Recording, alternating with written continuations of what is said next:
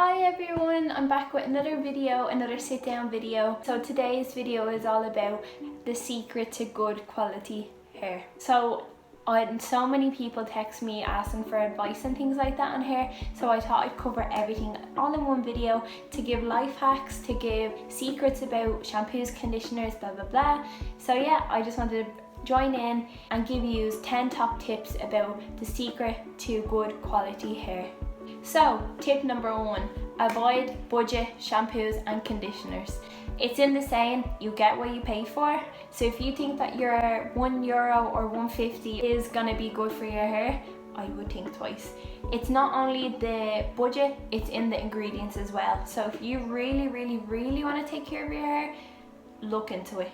Look into what you're putting on your own hair. So in this video, I'm going to, in shampoos, I'm going to go deep into detail of why there is different prices for different shampoos, the ingredients in shampoos that your hair does not want to agree with, and sell and market ingredients as well. So I understand that people might pick their shampoos of their smell. Like if your shampoo smells like coconut, our instinct of smell will be like, that's lovely, I'm gonna get that. But why wouldn't you look into what is in your shampoo because you're trying to look after your hair? If you weren't trying to look after your hair, you wouldn't wash it at all. So if you're gonna first step washing your hair, why don't you go to the last step of making sure that what you're putting into your hair is good for it? I reckon a lot of you have heard of the word sulfate before. So sulfates have been known to be a really bad thing in shampoos. So they're a cheap ingredient that shampoo brands put in their hair to make the shampoo lather. Lather means stood up. So they're inexpensive to use in shampoos. So that's why 90% of shampoo brands put them into their products. But what most people won't know is sulfates are in most of your home cleaning products. And you wouldn't put your cleaning products into your hair to wash your hair. So if you didn't put home cleaning products in your hair, why then put sulfates into your hair? Like, it's not all bad. Like, sulfates aren't an extreme damage to your hair with low application. But if it's constant use, if you're constantly washing your hair with these sulfate shampoos, it's not extremely damaging, but over time, constant use can like damage your cells, get rid of hair protein, all the things that you actually really need in your hair without you even knowing. You can strip away the natural oils in your hair as well. So these are all the things that you need in your hair. So why take them away? Sulfates ain't good. So moving on from sulfates, another ingredient that you should watch out for in your shampoos is silicone. Silicone is the one that will make your hair greasy, it will make your hair dry. So silicone and your hair has a complete complicated relationship. An ingredient in your hair that gives your hair that silk, shine, smoothness that you really want in your hair. These silken products can actually weigh down your hair, which is so frustrating, especially for curly haired people, and can prevent other moisturizing products from penetrating into your hair, which is so annoying as well. It acts like a block. So here's the silicone, and then your good hydrating things are trying to get in, and it's like a wall. And then your good hydrating stuff is trying to get into your hair to hydrate it, and then the silicones are just blocking them from going into the hair and then weighing it down. So you don't want that. That's what I mean, like, because silicones aren't water soluble, it means that they won't break down. This is what makes your hair so greasy. So if they're sitting in your hair like that, it will lead to a pretty annoying build-up over time. And then all of a sudden then your hair is either going to be highly brittle, or else it will turn the opposite way. It will look heavily greasy. You need to look out for them too. Silicones and sulfates, they're not your friend. Okay, I wanted to throw in a small side tip real quick. Did you know you should always do 2 shampoos? The reason why you should always do 2 shampoos is because the first shampoo, number 1, removes. If you feel like your hair is not lathering up, it is because you have a buildup of unwanted minerals. Fun fact. If you find that, that's why. Then if you do your second shampoo, it lathers up even more, you've cracked the code. First shampoo removes any buildup. Second shampoo will then fill your hair with all the nutrients you need. If you get hydrating shampoo, first shampoo removes it all, second shampoo puts it all in. that's my side tip for today. Everybody knows GHD, and GHD has given us the most amazing fact: what temperature your hair needs to be able to change shape. Change shape means from curly to straight, or from straight to curly. And we have been gifted with the fact that we know, that I will share with you today, is that you need your hair to be at the optimal temperature of 185 degrees Celsius. Any less, you'll find that it's so much harder to style your hair, but any more, you're just burning your hair. It will form into a different shape at the 185 degrees Celsius. Any more, not good. Any less, a little bit harder to manage. Thank me later. Did you know that leaving your hair too naturally dry is actually more damaging to your hair than drying it? I know, putting heat on it is less damaging than not putting heat on it. I know, and I'll explain why. And as well, did you know that going to bed with wet hair can give you split ends? You heard it here, sister. I know, new facts. Fun facts, a little bit sad facts.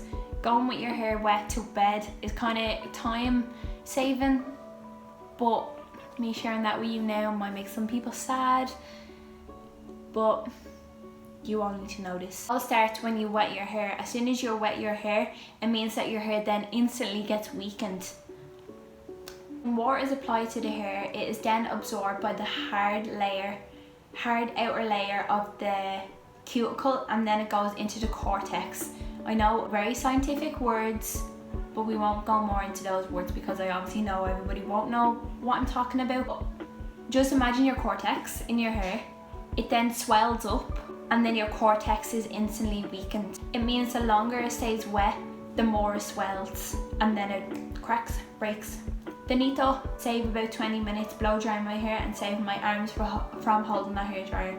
I understand, but these are good facts to know. So another tip that I wanted to share with you is that as soon as you go out of your shower, I understand that you're not going to blow dry your hair straight away.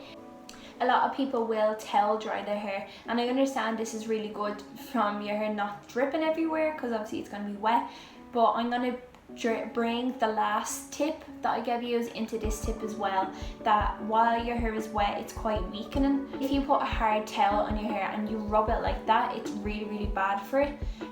So instead, don't do that, do this. So if you get your towel, you should scrunch your hair with the towel instead of rubbing, and then this may result in different lengths of the hair, and then this is what makes your hair look a bit frizzy. So another tip, and we're going to stay on the page of when your hair is wet, another thing while your hair is wet, another tip actually, is that brushing your hair with a hairbrush while it's wet is quite damaging for your hair also. It's going to tear your hair while it's weakened, while it's wet, and then that causes instant breakage. So either use a wide tooth comb or a tangle teaser. It will, do you ever get when you brush your hair and you actually have so much hair left on your brush? It means that that's the reason why. It's because your hair is so weakened while it's wet, is that you're brushing it and it's just snapping. So if you don't want different lengths in your hair and things like that, so try avoid it and use a wide tooth comb or a tangle teaser.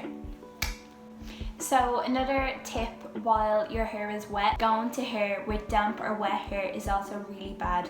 I feel like with all the information I've given you, you're kind of going to guess why. It's because your hair is damageable while wet, and if you're frictionating your hair, is frictionating a word? Anyways, the friction on the pillow while you move your head around will be enough to be able to break your hair. So a good tip that I'm going to give you is a silk pillow or a silk wrap around your hair, especially for curly hair. This is a good tip because it will reduce friction and reduce movement in the hair, reducing breakage. And you can use silk pillows and silk wraps when your hair is dried. So the second last tip that I wanted to share with you is that you don't actually have to turn your head upside down to get volume in your roots. It's just not strictly necessary. So volume is actually created by the hair strands being lifted from the root at a higher angle. So if you think about it this way, instead of you throwing your head upside down and blasting it, which you can do, but it's not strictly necessary. Say if you're just sitting there in front of a mirror, you can get just imagine a round brush or a brush or tangle teaser, and you basically lift your hair from the root up and blow dry it up instead of having to throw your hair over. It's just a quick and easy tip people should know. And the best thing is to get the nozzle of the hair dryer close to the root as much as you can, so it can really lock in the volume that you need.